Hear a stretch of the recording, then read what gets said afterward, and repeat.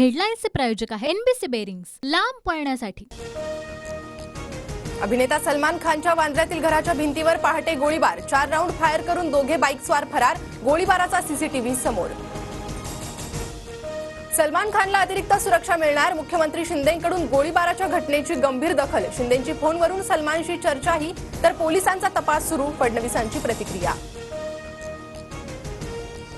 अब की बार गोळीबार सरकार, गृहमंत्र्यांनी राज्यातील कायदा आणि सुव्यवस्थेकडेही लक्ष द्यावं, सुप्रिया सुळेंसह अनिल देशमुखांची टीका। महाराष्ट्रातील कायदा सुव्यवस्था उद्ध्वस्त, मुंबईत कधीही कुठेही गोळीबार होऊ शकतो, सलमान खानच्या घरावरील गोळीबारानंतर संजय राऊतांचा हल्लाबोल।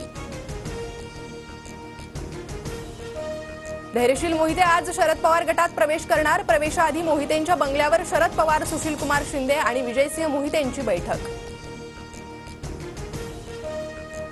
माळशिरसचे भाजप नेते उत्तम जानकर नाराज असल्याची माहिती, विधानसभेत धैर्यशील मोहितेंना समर्थन देण्याची शक्यता, जानकर 2 दिवसात निर्णय जाहीर करणार। दिल्लीत पंतप्रधान मोदींच्या हस्ते भाजपचा जाहीरनामा प्रसिद्ध, समान नागरी कायद्याला आवश्यक समजतो, वन नेशन वन इलेक्शनचा विचार घेऊन पुढे जाणार, मोदींचं वक्तव्य।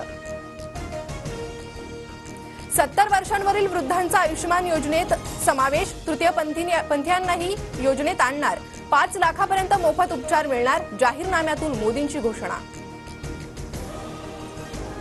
नारायण राणेंकडून 4 उमेदवारी अर्जांची खरेदी, उमेदवारी जाहीर नसताना राणेंकडून प्रचार सुरू, रत्नागिरी सिंधुदुर्गसाठी शिंदे गटाचे किरण सामंतही इच्छुक।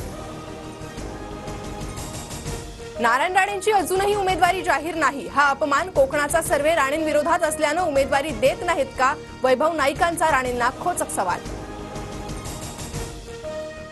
भाजपचे माढ्याचे उमेदवार रणजितसिंह नाईक निंबाळकर आणि शेखर गोरेंमध्ये साताऱ्यात बंद दाराआड चर्चा, दोन्ही नेत्यांमध्ये भेटीमुळे चर्चांना उधाण।